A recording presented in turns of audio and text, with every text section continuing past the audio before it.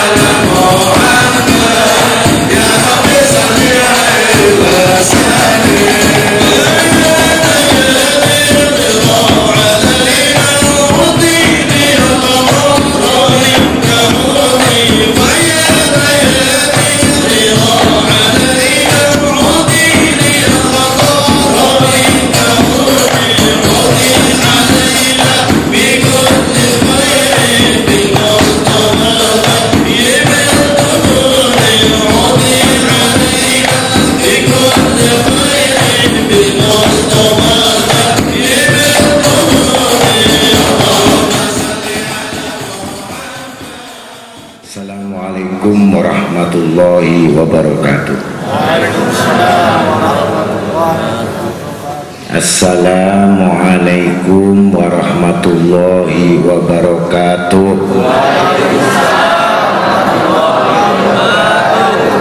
Himmah, himmah, himmah, semangat kalau menjawab. Ya. Karena itu kemurahan Allah. Apabila kita memberikan jawaban itu semangat, berarti kita menginginkan itu keberkahannya. Assalamualaikum warahmatullahi wabarakatuh. Sekali lagi, ingat-ingat kalau ada ucapan salam harus memiliki semangat, ya. A'udzu billahi samii'ul 'aliim minasyaitonir rajiim. Bismillahirrahmanirrahim.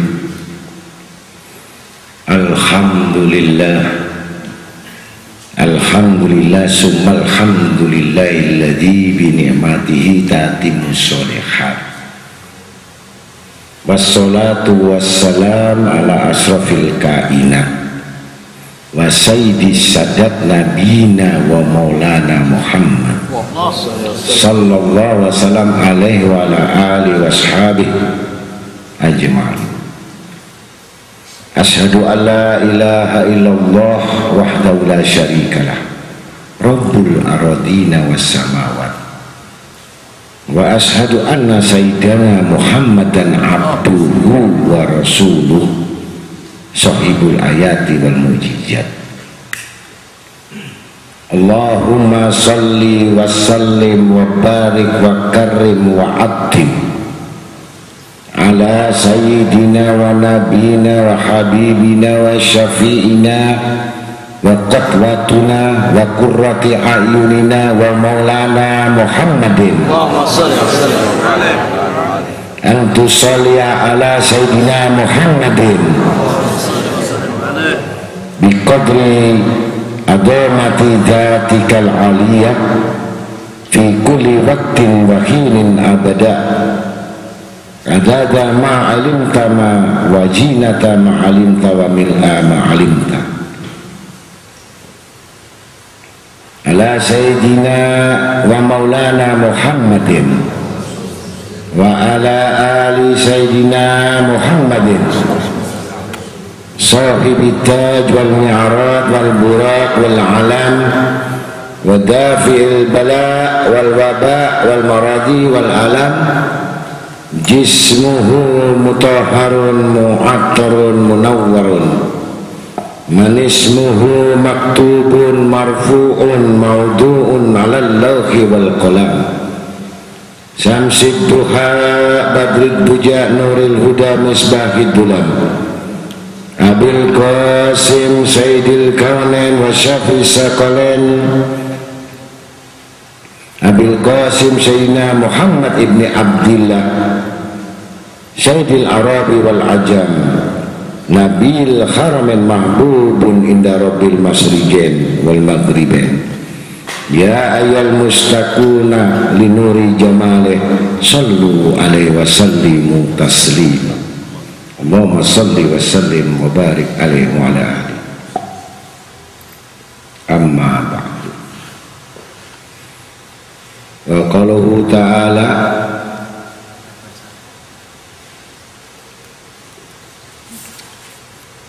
irji'u ila abikum faqulu ya abana inna benaka syarak wa ma syahidna illa bima alimna wa ma kunna lil ghaibi hafidin.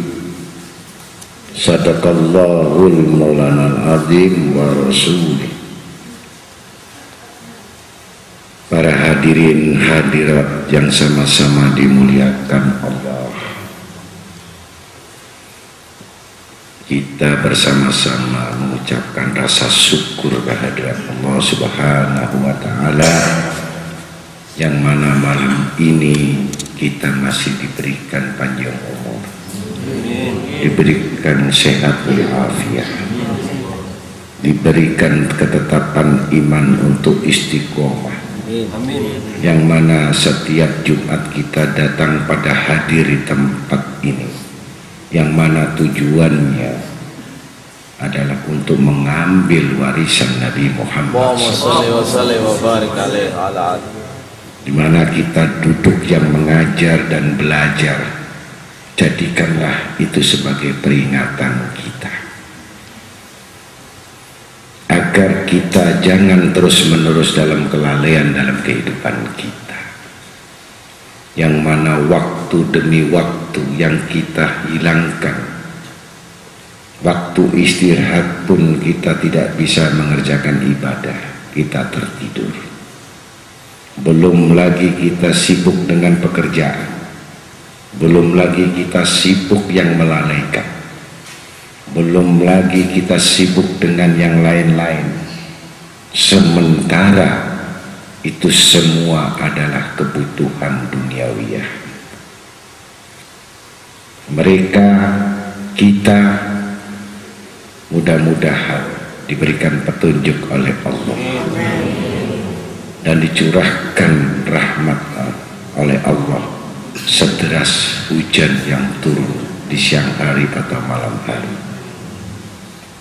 Mudah-mudahan kita pun mendapatkan pengampunan dosa-dosa kita. Bahkan kita meninggalkan sesuatu kepentingan-kepentingan yang lain. Inilah orang-orang yang beriman, orang-orang yang mengaku takwa kepada Allah. Dia akan kalahkan segala sesuatu. Dia mengetahui bahwa ilmu Al-Quran bukanlah sebagai satu dongeng atau periwayatan atau cerita atau kisah, tetapi syarat bagi orang beriman. Yang mana orang beriman ini? Kami beriman kepada kitabullah Al-Quran. Tetapi kalau kita tidak pernah membaca, kita tidak pernah mendengar, kita tidak pernah mengetahui isinya, kesempatan-kesempatan yang demikian inilah kelak Al-Quran yang di hadapan kita mudah-mudahan menjadi saksi kelak saat pertanyaan kubur. Quran inilah yang menolong kita, ayat inilah yang menolong kita. Pada saat di kubur ditanya, man kitab bukan? Siapa kitabmu? Apa kitabmu? Maka orang yang tadi, yang meninggal tadi mengatakan, kitabku adalah Al-Quran. Waman imamuka? Siapa imammu? Mereka mengatakan, imamku adalah Al-Quran. Tapi musibah besar, kerugian yang besar saat Allah memanggil Al-Quran dengan melalui malaikat mungkar. Malaikat mungkar itu yang bertanya, malaikat nakir yang mukul. Maka Quran yang sekarang ini bisu, Quran yang sementara ini diam, Quran yang sementara ini tidak bisa berbuat apa-apa, tapi dia akan hidup saat nanti dikubur. Maka Allah menghidupkan semua. Allah bertanya kepada Al-Quran ini, disebut bahasanya Allah adalah lisanul hal. Benda mati itu akan bisa berbicara dengan Tuhannya. Yang di hadapan itu walaupun pulpen, kertas, buku yang kita bawa, jadikan itu pengertian kelak menjadi saksi. Walaupun kau tinggal di dalam dunia ini, dia akan datang di hadapan sebagai pengakuan, sebagai saksi. Yang mana saksi-saksi itu tidak perlu dengan orang lain. Diri kita ini sudah menyaksikan dengan perbuatan kita akan. Bahkan kudung kita, kopiah kita, sarung kita ini. Allah bertanya, apa benar kamu beriman kepadaku? Apa benar kamu berimankan Al-Quran? Ternyata dia tidak pernah belajar tafsir Al-Quran. Dia tidak pernah membaca Al-Quran. Andai kata membaca Al-Quran dengan kebodohan yang tidak tahu artinya, tidak tahu maknanya, maka Al-Quran datang bertanya, ditanya sama malaikat mungkar, apakah benar dia ini telah beriman kepadamu? Maka Al-Quran mengatakan, walladzina kadzabu bi ayatina faulaika humul adzabul jahim. Mereka itu mendustakan kami, ayat-ayat kami. Maka Al-Quran memohon, ya Allah, sesungguhnya siapa yang mendustakan ayat-ayat itu, letakkan kepada azab, yaitu neraka jahim. Quran berbicara. Kalau pandai dia mengikuti, kul in kuntum tuhibbunallah fattabi'uni yuhibbukumullah. Kalau dia mendapatkan dan mengikuti dan percaya kepada Al-Quran, percaya kepada Rasul, maka dapat kecintaan dari Allah. Ini permasalahan musibah yang besar, bukan musibah alam, bukan musibah daripada kematian karena gempa, karena longsor, atau karena bunuh diri hidup selesai. Tetapi musibah yang paling besar adalah pertanyaan kubur.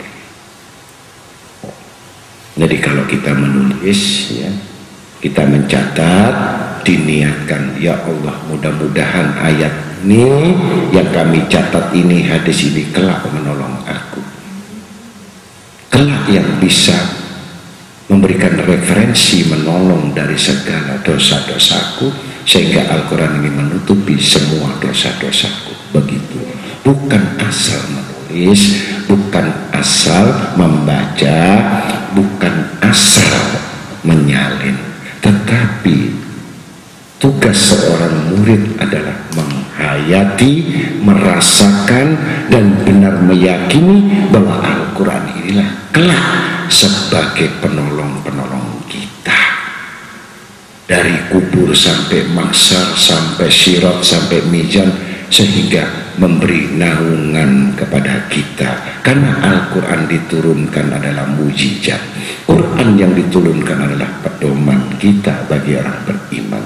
Hanya orang-orang yang munafik, hanya orang-orang yang fasik yang tidak pernah dia merasakan itu, dan tidak akan dibukakan hatinya oleh Allah, tidak akan merasakan. Bahkan ayat Al-Quran dijual dengan harga murah, bahkan dengan suaranya yang indah, hanya ingin kepada sesuatu disebut sama manusia, dapat pujian dari manusia, tapi nggak pernah sebutan dari Allah Subhanahu wa Ta'ala. Maka mudah-mudahan kita, ya, jadilah kita ini adalah golongan orang-orang yang mendapatkan petunjuk dengan segala petunjuk yang dibawa oleh Nabi kita Muhammad SAW.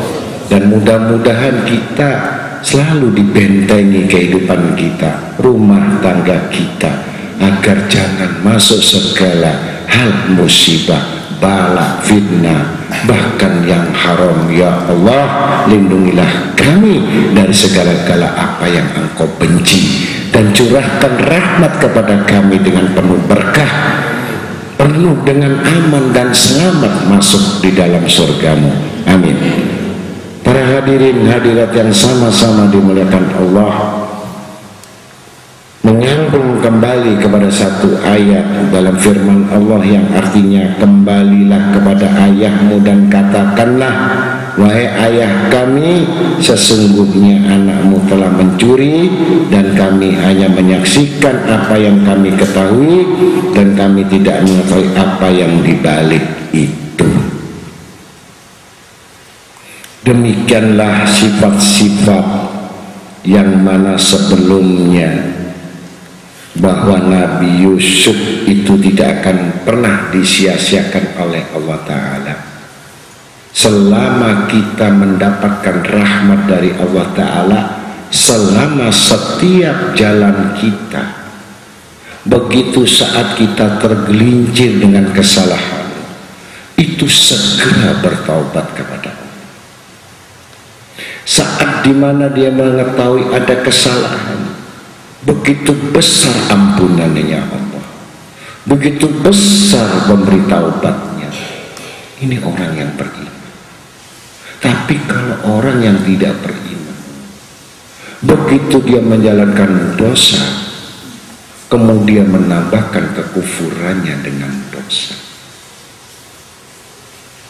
bahkan dia akan mencari jalan bagaimana cara untuk berdosa kembali. Ini yang rugi adalah diri kita. Tapi orang yang beriman, dia sadar bahwa itu adalah dosa. Begitu pula Nabi Yusuf alaihissalam dengan hikmahnya dengan tekanan-tekanan, dengan ujian-ujian, sebenarnya itu adalah pertolongan Allah. Jadi ada manusia ini, dia bisa mendapatkan pertolongan oleh Allah Ta'ala ini dengan musibah lebih dahulu. Ada dapat pertolongan Allah, dia tidak perlu musibah, tapi dia harus bersabar dulu menuntut ilmu. Dia menahan lapar, dia menahan kesenangan, dia menahan nafsunya, dia menahan dirinya, sabar untuk mendapatkan ridha Allah. Begitu pula dosa. Dosa itu ada yang diampuni oleh Allah tanpa musibah. Jadi dosa-dosa yang diampuni oleh Allah itu hanya ditutup dengan sedekah, ditutup dengan uang, ditutup dengan kebaikan, ditutup dengan pengorbanannya, cukup. Tapi ada satu dosa yang Allah tidak akan ampuni kecuali dia harus musibah besar dulu, baru Allah mengampuni. Satu contoh, kenapa di Indonesia ini musibah, angin beliung, banjir, longsor, bahkan beribu-ribu hektar tanaman itu rugi. Nah, kesedihan, kesusahan orang yang mendapatkan musibah, asal dia tahu bahwa itu dari Allah, dia kembali kepada Allah, diampuni dosanya.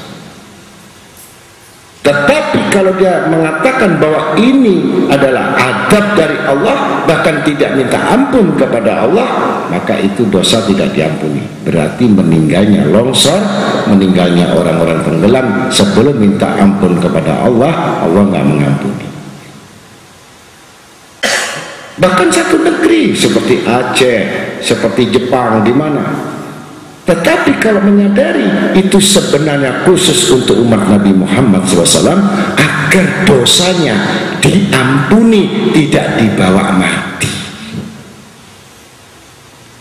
Dan musibah ada yang diberi sakit.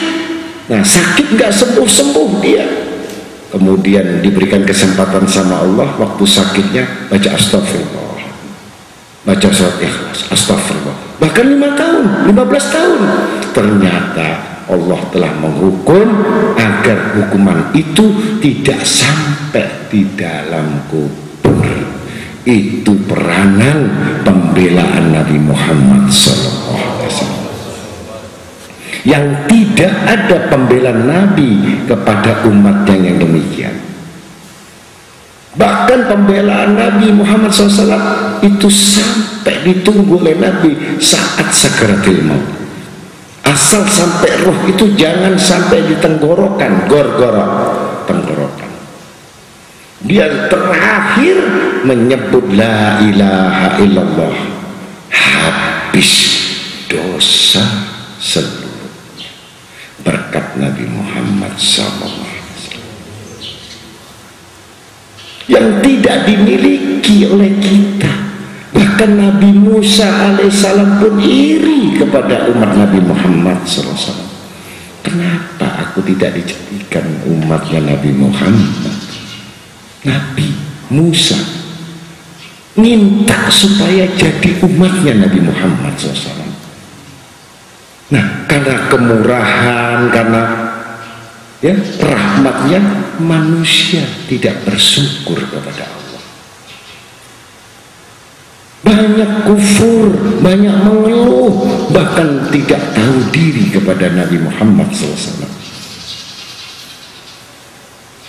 Peninggalannya pun tidak mau disentuh, hadisnya pun tidak disentuh. Yang banyak disentuh tiap hari adalah duit, uang. Yang dipikirkan uang, yang disibukkan karena uang, yang direpotkan karena uang. Tidak ada merasa repot dia. Bagaimana? Aku tidak mengerti satu ayat warisan yang besar yang menyelamatkan kita kelak di akhirat. Maka itulah yang kita harus bisa membagi waktu kita agar jangan kita tinggalkan pelajaran ilmu.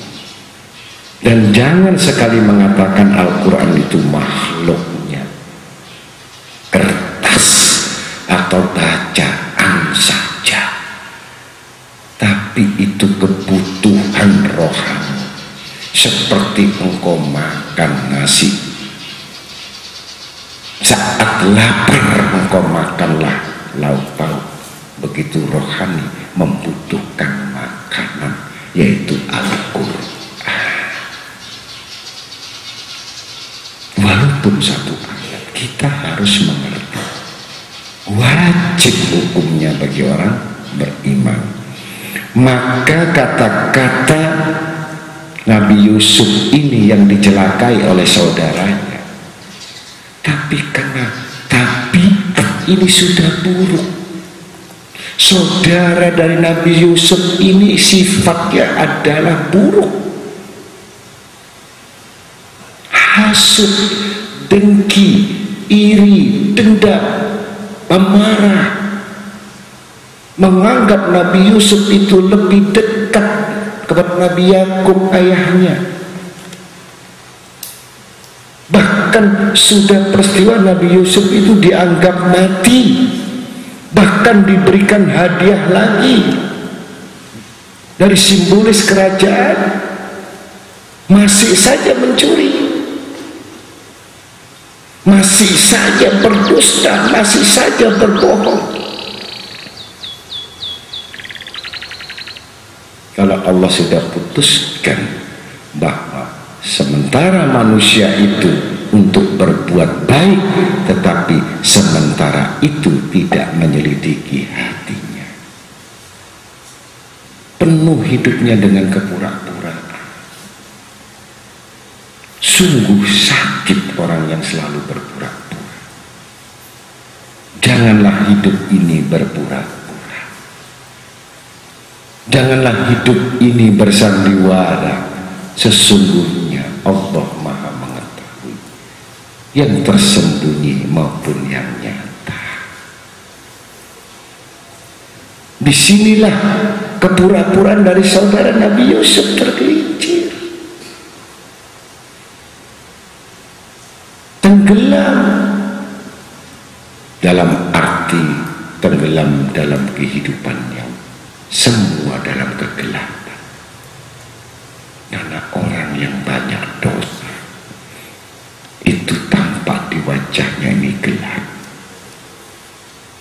Orang yang selalu berdosa itu wajahnya ini bukan karena hitam, walaupun putih wajahnya itu gelap.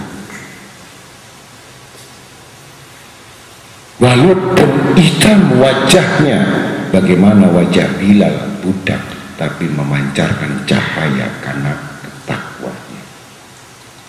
Satu kali berdusta itu sudah memgelapkan wajahnya. Kalau 10 kali tidak ada air mukanya menandakan cahaya kebaikan. Jadi kalau melihat seseorang itu cukup wajahnya. Kalau wajahnya gelap, sudah, ini orang banyak dosa. Tapi nggak perlu ngomong, batin sesek gitu aja.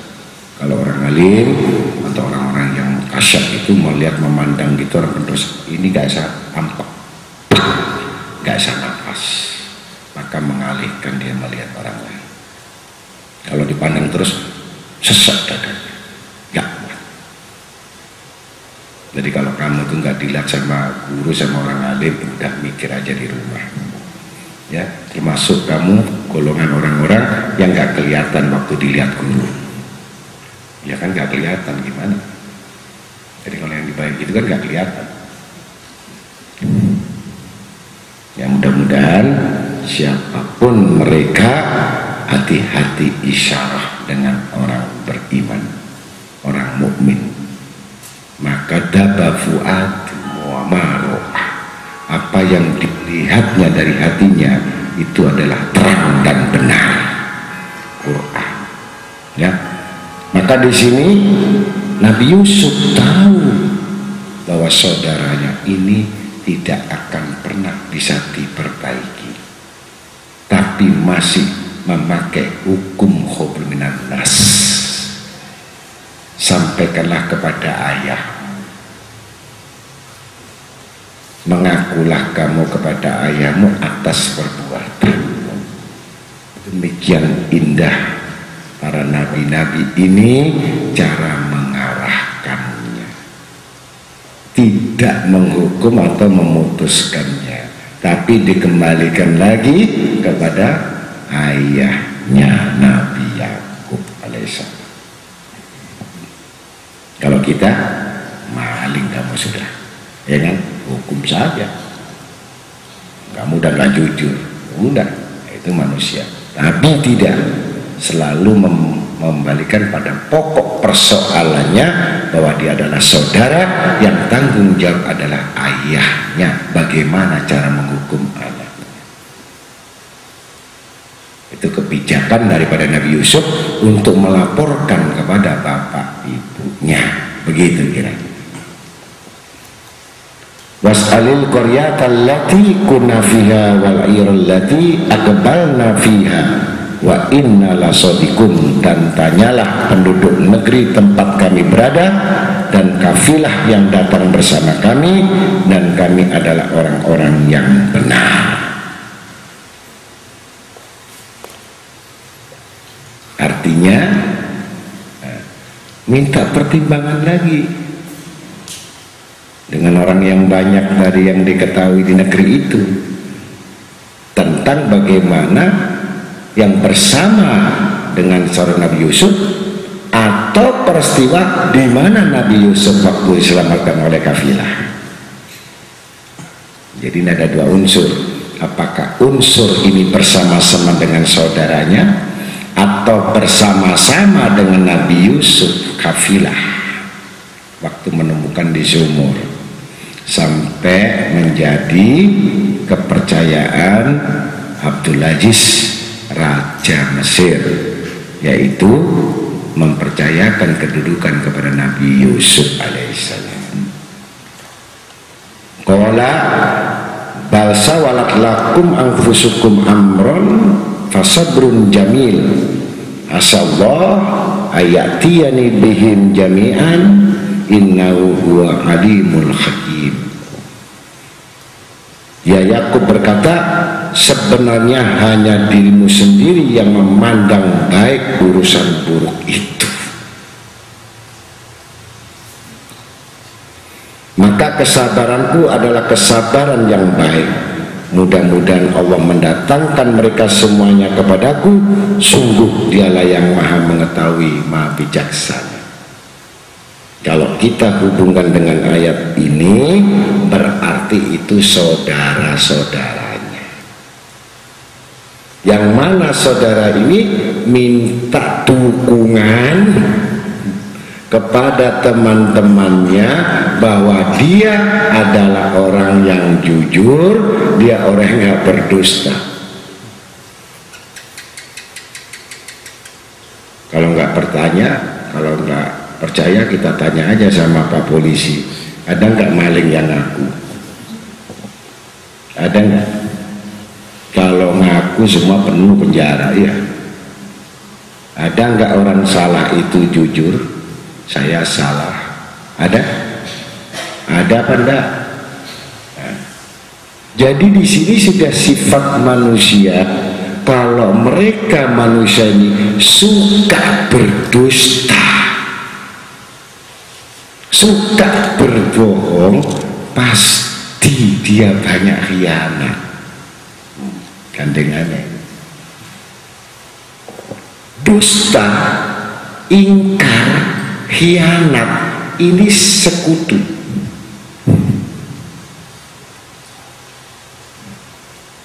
Sekutunya orang-orang yang disebut munafik. Nggak bisa keluar dari nifak. Pasti kalau orang itu dusta, suka dusta, ini pasti ingkar janji. Kalau ingkar janji, pasti pasti dia golongan orang-orang yang berkhianat. Dan amanah pasti khianat, karena ini merupakan bahwa ciri khas. Kalau sudah khianat 3 ini, keempat yang jelas adalah malas. Jadi orang malas ini punya penyakit 3 ini. Paham ya? Mudah-mudahan kita jadi jangan orang yang malas. Jadi kalau sudah penyakit ini ada 3 ini, sampai mati para hadirin, sampai mati. Andai kata dia mau berbuat baik, berbuat amal, itu hanya ingin dipuji orang, agar orang memuji dirinya. Saat orang itu tersinggung, putus dengan temannya. Hati-hati, hati. Dan dia tidak memiliki sifat-sifat Raufur Rahim, sifat-sifat pemaaf, nggak ada. Jadi orang munafik ini nggak punya sifat pemaaf. Hati-hati ya. Andai kata memaafkan cuma di lidahnya, tapi hatinya dendam, bisa atau tidak? Ngomong saya maafkan, tapi di sini mangkel. Banyak atau tidak? Banyak atau tidak? Ini hidup yang dengan kepura-puraan. Ini saudara Nabi Yusuf, anaknya Nabi Yakub. Bayangkan, putra Nabi, bukan putra orang yang dolim. Bahkan Nabi Yakub alaihissalam tidak memutuskan, cuma berkata kami sabar. Dia tahu anaknya ini adalah ujian bagi diri. Dia tahu anaknya ini yang akan menggoncangkan imannya. Dia tahu anaknya ini akan mencelakakan dengan perbuatannya. Ujian Nabi itu lebih besar daripada ujian-ujian kita.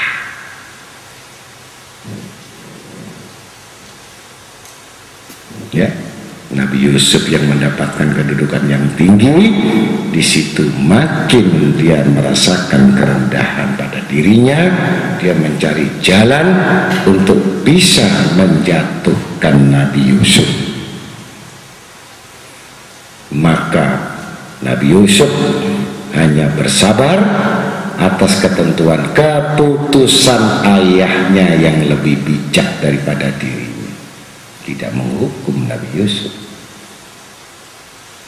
kembali menghukumnya abahnya Nabi Yakub ini, menyerahkan kepada Allah. Sungguh Allah itu maha mengetahui dan maha bijaksana. Jadi keputusan-keputusan tidak pernah memutuskan dengan dirinya, tidak pernah memutuskan pada hawa nafsunya, tidak pernah memutuskan dengan kepandaiannya, tapi memutuskan dengan petunjuknya. Ini yang susah. Jadi kalau kita mengambil keputusan, apakah keputusan itu dari diri kita, apakah keputusan itu dari hawa nafsu kita, apakah keputusan itu dari marah kita?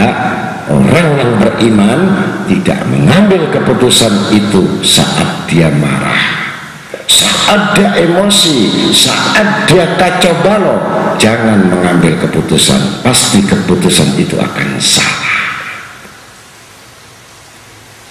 Karena mengambil satu keputusan itu dengan tenang, dengan rasa aman, dengan penuh petunjuk, baru mengambil keputusan baik dalam hidup maupun rezeki atau pekerjaan, perhubungan. Semuanya itu pasti keputusan yang paling baik di sisi Allah. Para hadirin hadir yang sama-sama dimuliakan Allah, kalau kita mengambil hikmah dari ayat-ayat ini, berarti tetapi hanya satu bentuk keluarga antara bapak, anak, dan saudara. Ini sudah menjadi segitiga. Permainan tiga bagian. Bagaimana kita memandang saudara Nabi Yusuf, bagaimana kita memandang Nabi Yusuf, bagaimana kita memandang ayahnya Nabi Yakub. Renungkan. Kalau ayahnya Nabi Yakub itu dua hal. Yang satu kesabaran dan kebijakan.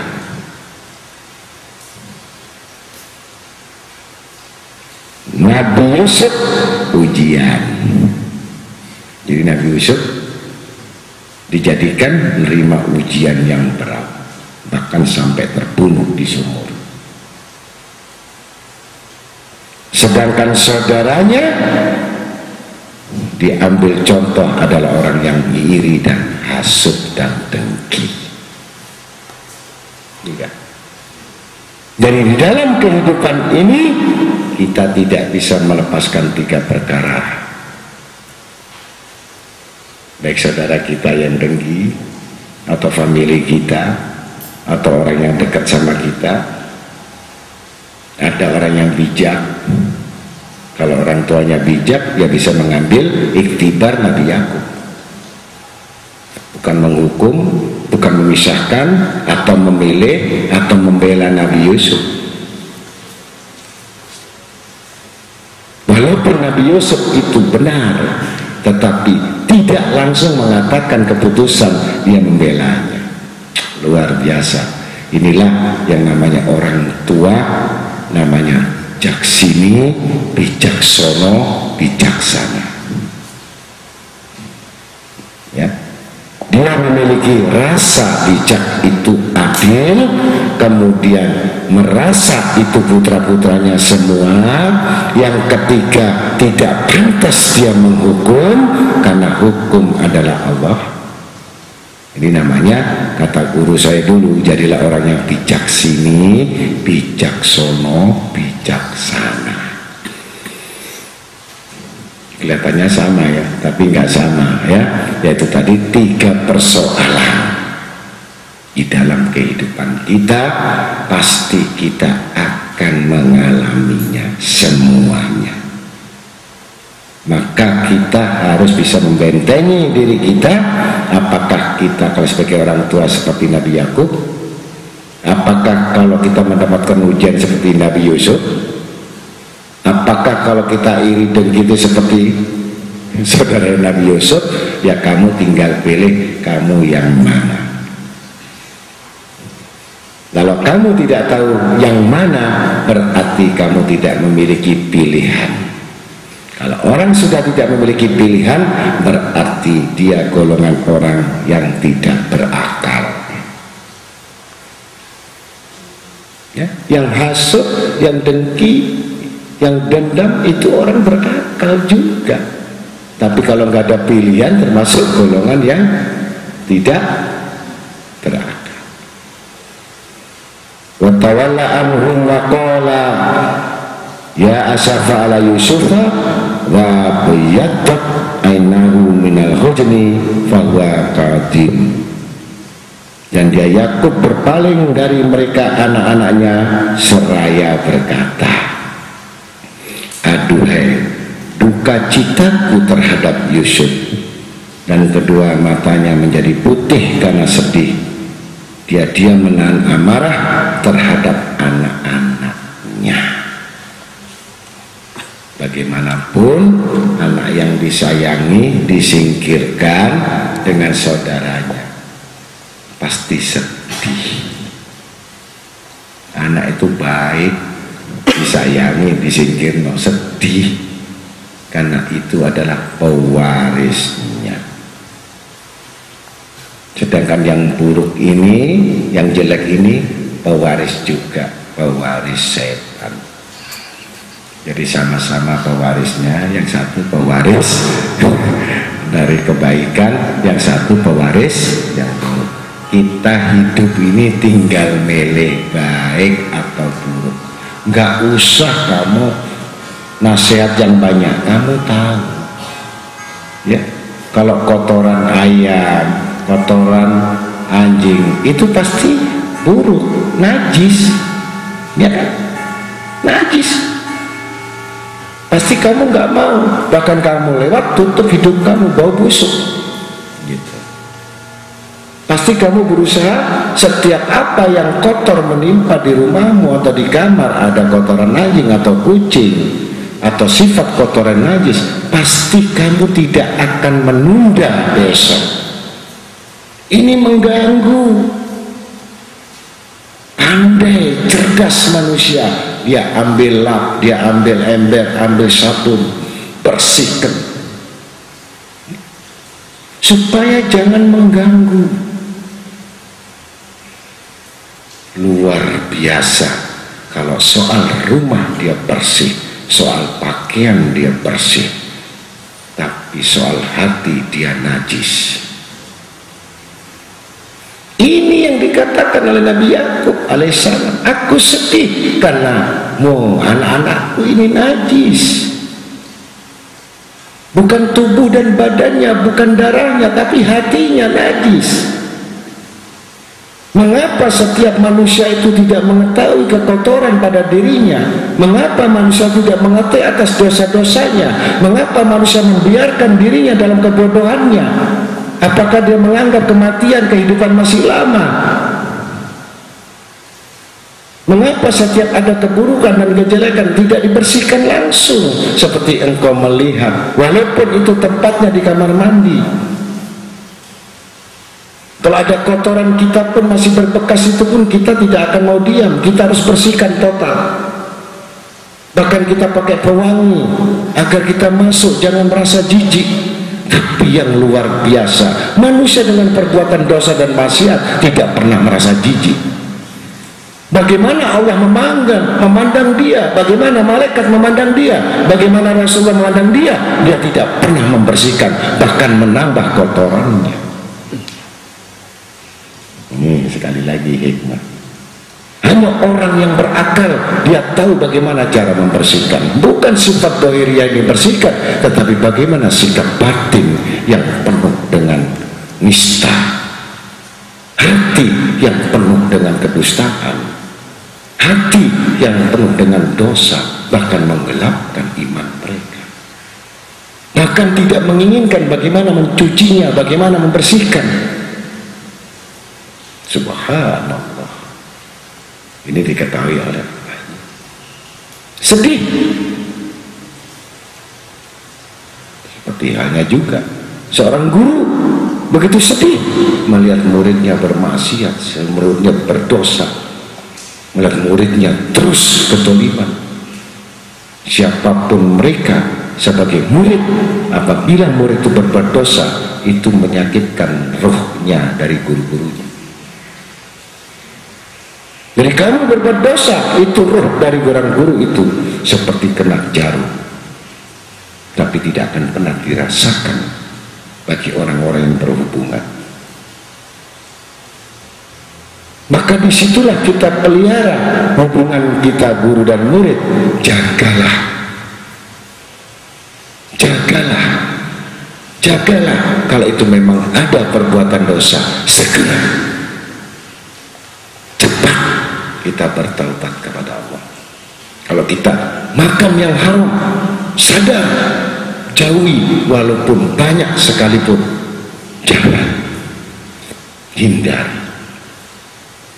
Begitulah yang namanya Nabi Yakub ini, sedihnya itu bukan karena apa-apa, tapi anaknya yang telah berbuat aniaya kepada Nabi Yusuf. Dan Nabi Yusuf pun itu telah keluar, belum ketemu. Jadi hikmah dalam ilmu adalah bagaimana membersihkan hati kita, bukan membersihkan tubuh dan pakaian kita, bukan kita tampakkan penampilan-penampilan kita, tetapi sucikanlah sofa taubah, murnikan hati kita agar kita mendapatkan satu Apa-apa yang bersih itu pasti bagian dari iman. Apa-apa yang bersih itu pasti menerima semua kebaikan. Tapi apapun sifat yang buruk itu tidak akan bisa menerima kebaikan.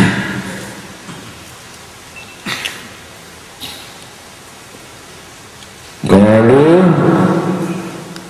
tallahi tabta'u tadkuru Yusufa hatta takuna kharadan aw takuna minal haliin.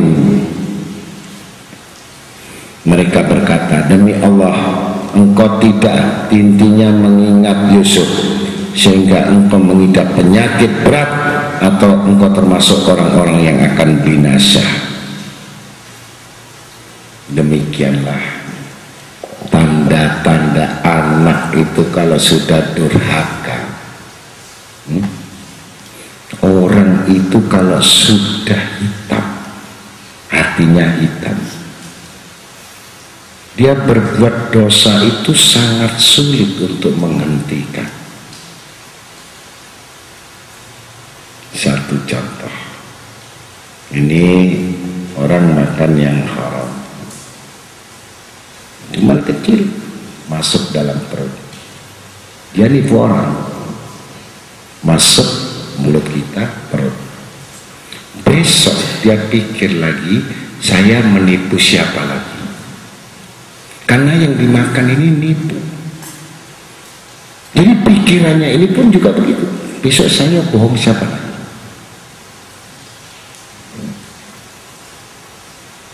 Begitu. Jadi sesuatu yang mengidap itu, semua itu mengandung imdad. Ngerti? Kesan, narik. Kalau dihentikan dosa itu sakit. Aneh. Ada orang yang berbuat dosa, kalau berhenti itu sakit. Tapi kalau menambah sehat, kira-kira gak usah jauh-jauh. Kalau orang nonton dangdut, musik, walaupun hujan deras, tapi itu kecintaannya. Walaupun duit utang gak masalah, asal melihat penyanyi yang dicintainya. Walaupun dikepui polisi sekalipun, dia nonton itu karena mau naik panggung, dia gak peduli. Padahal dia tahu uangnya habis, badannya memer, hujanan, mulai ambruk. Tapi tidak bisa ditinggalkan. Dikasih nasihat, lebih baik uangmu itu kan beli baju, beli kaos, atau kamu tabung. Kalau orang sudah ditutup mata hatinya, telinganya sama Allah ini, gak bisa dihilangkan dosa itu dari nasihat kecuali dirinya sendiri. Paham ya? Walaupun nasihat itu 1 hari 80 kali nasihat, tetapi kalau dia tidak menginginkan kebaikan itu, seperti semakin keras dan membantah, bahkan tidak tahu bahwa Nabi Yakub ini adalah bapaknya. Jadi dari dulu sudah ada anak durhaka. Lu anaknya Nabi. Anaknya Nabi Nuh pun durhaka sama bapaknya. Anaknya Nabi Yakub durhaka sama bapaknya, juga durhaka sama saudaranya. Masya Allah.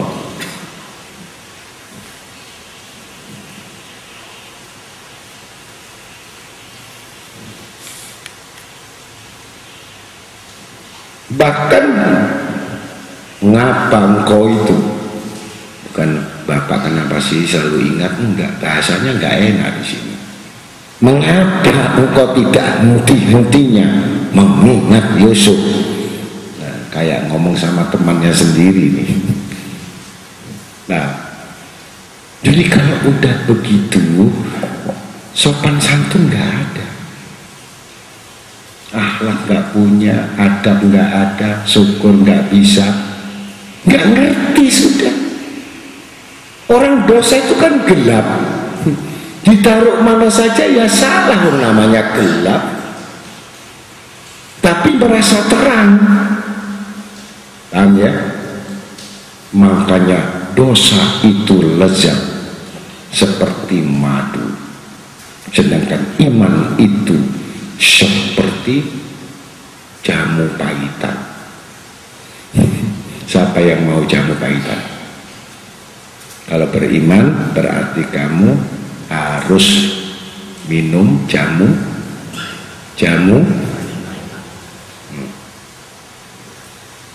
baru nanti mau kamu kalau sudah kena penyakit gula.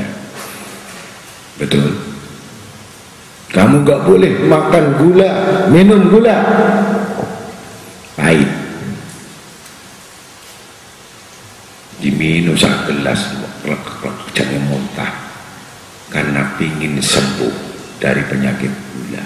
Betul? Nah, jangan sampai kena penyakit gula. Kenapa? Ini ada hubungannya. Kalau orang sudah demikian ini kegelapan, dia tidak tahu kebaikan. Apapun kebaikan yang dilakukan bukan karena Allah. Andai kata dia berbuat baik bukan karena Rasulullah. Andai kata dia berbuat baik bukan karena bekal akhirat, tapi ingin mendapatkan sambutan dan pujian manusia. Gelap hatinya. Kalau sudah demikian gelap, putus. Nah, makanya kenapa kata guru saya, Arifin, kalau kamu nuntut ilmu sungguh-sungguh kepada saya, jadilah gula. Jadilah gula. Saya tanya, apa maksudnya gula? Karena gula tidak pernah disebut.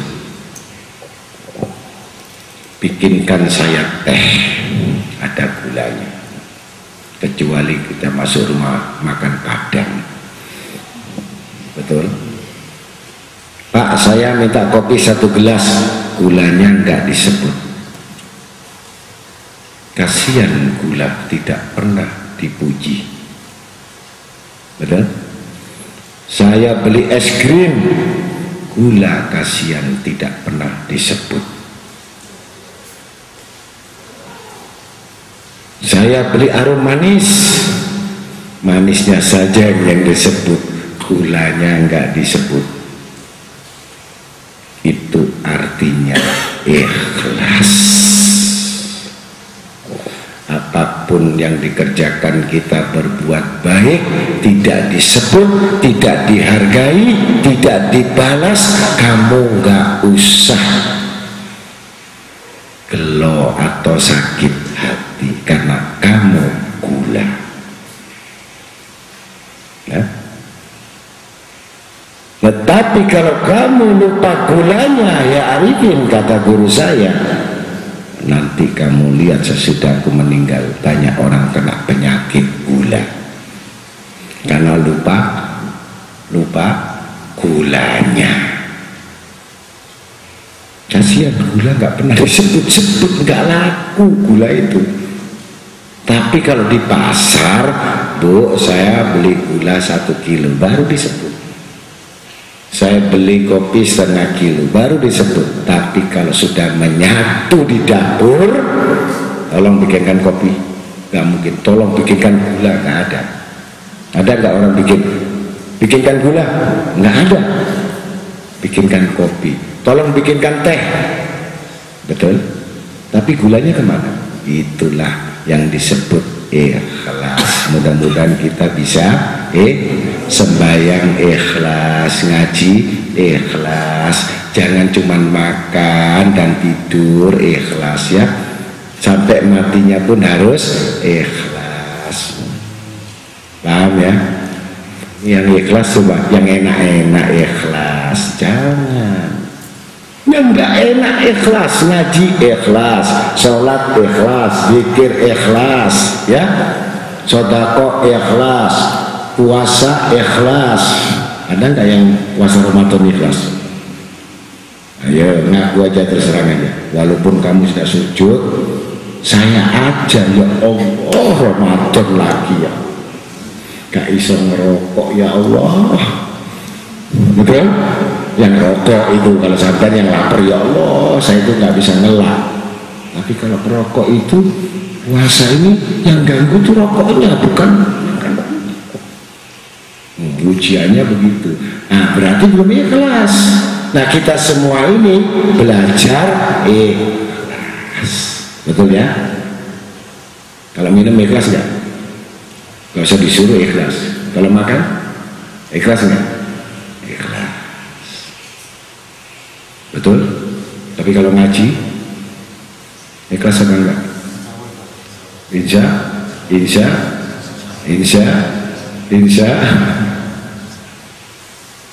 Nah, kalau hujan terus gak ikhlas. Ya Allah, hujan terus ya kepleh. Betul? Ya mudah-mudahan disinilah sifat-sifat para nabi, walaupun dikatakan yang bagaimanapun, tetapi tetap bertahan.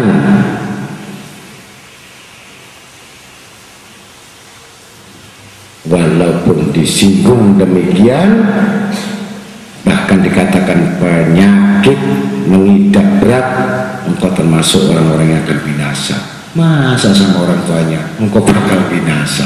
Coba, ini saudaranya ya, mudah-mudahan kita termasuk golongan orang-orang yang jangan durhaka sama orang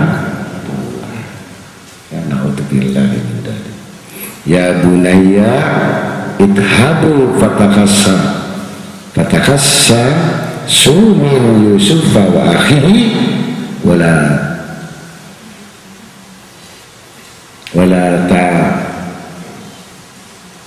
tayas asumin rohillah innahu la ya'asumin rohillah illa qaumul kafirun. Wahai anak-anakku, pergilah kamu carilah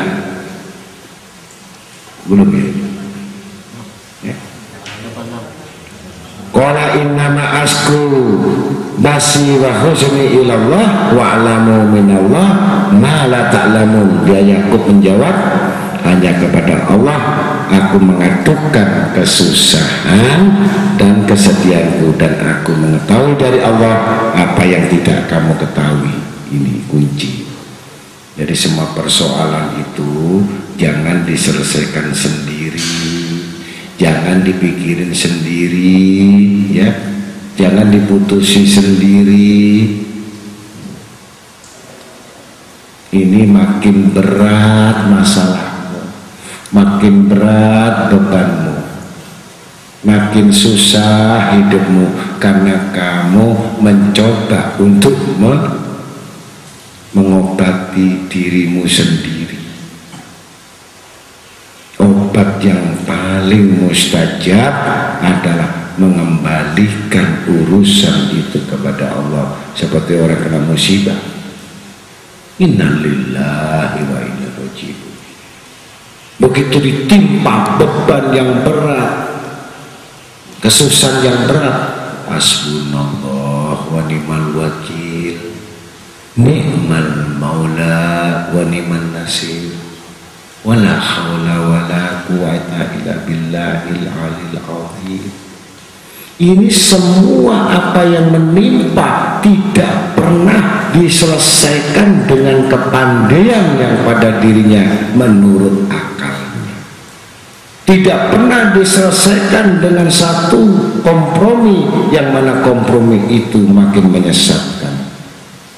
Tapi mengambil air wudhu dan rakaat sholat hajat, ya, baca Qul ya kafirun 10 kali. Rakaat yang kedua baca Qul ya kafirun 10 kali, sujud sama Allah, kemudian membaca hasbunallah wa ni'mal wakil, ni'mal maula wa ni'man nasir, wala haula wala quwwata illa billahil azim 100 kali, maka itu sebaik-baik pertolongan dari Allah, yang semua itu sifat mengadukan kesusahan kepada Allah, mengadukan semua kesedihannya kepada Allah, mengadukan semua bebannya kepada Allah, dan tidak meletakkan urusannya itu pada dirinya yang sangat lemah. Innal insanal khata', sesungguhnya manusia ini penuh dengan kesalahan. Innal insana dhaif, sesungguhnya manusia ini dhaif, lemah.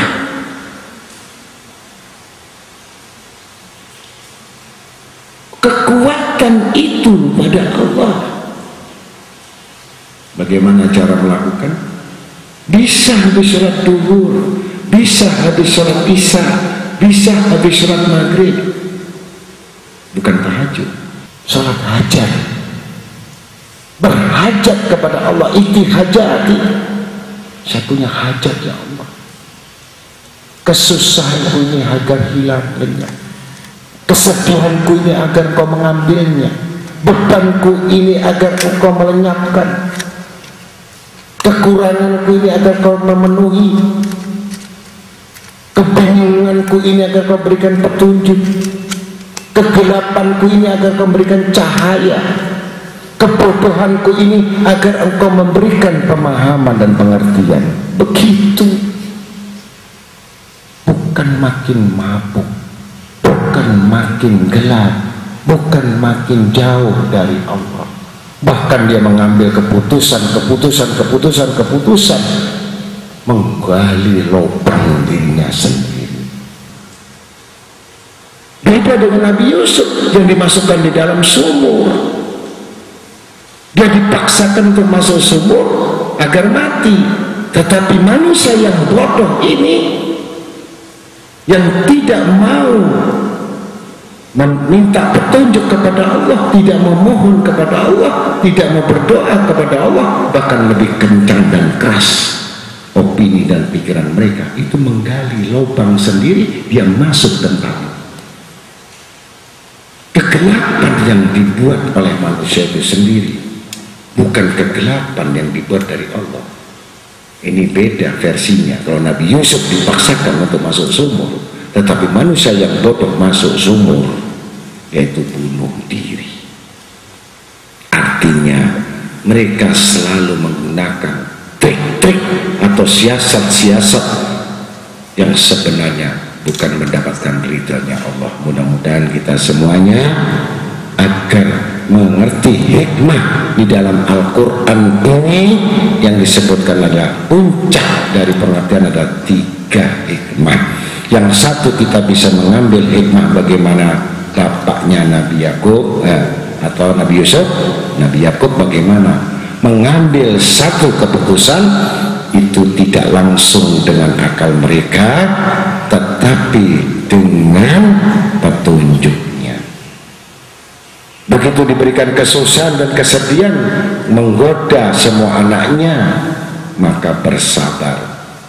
Kebijakan-kebijakan yang diambil tidak memisahkan antara utama mana saudara yang rusak atau yang buruk atau yang baik.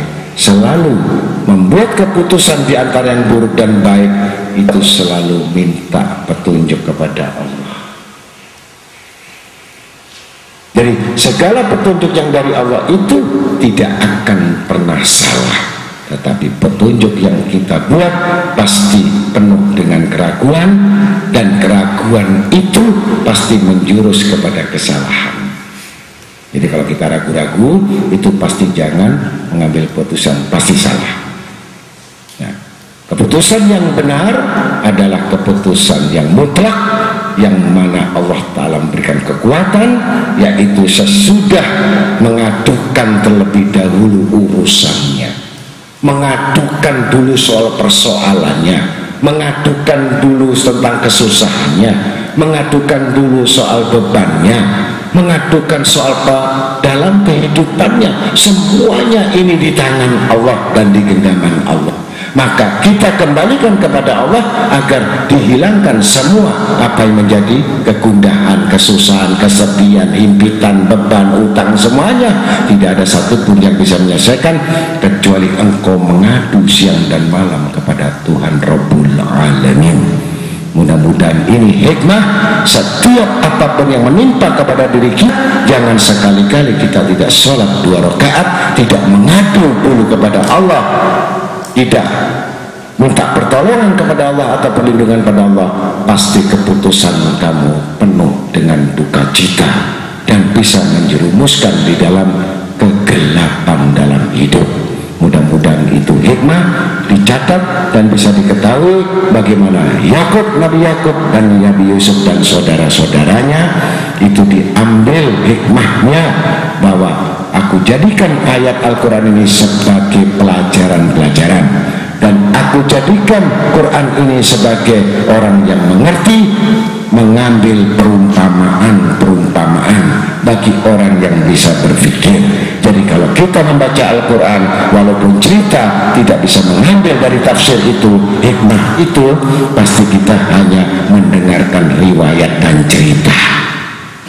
Tapi hikmah di situ adalah mengambil satu sifat, tabiat, akhlak, ilmu, di mana yang ada isi di dalam Al-Quran. Mudah-mudahan kita semuanya mendapatkan limpah rahmat Allah Ta'ala, diampuni dosa-dosa kita oleh Allah Ta'ala, dan mudah-mudahan keluarga kita yang sakit disembuhkan oleh Allah Ta'ala, yang punya dosa diampuni oleh Allah Ta'ala, dan diberikan petunjuk-petunjuk jalan yang lurus sampai diakhirkan husnul khotimah. Amin ya rabbal alamin. Wassalamualaikum warahmatullahi wabarakatuh. Waalaikumsalam warahmatullahi wabarakatuh.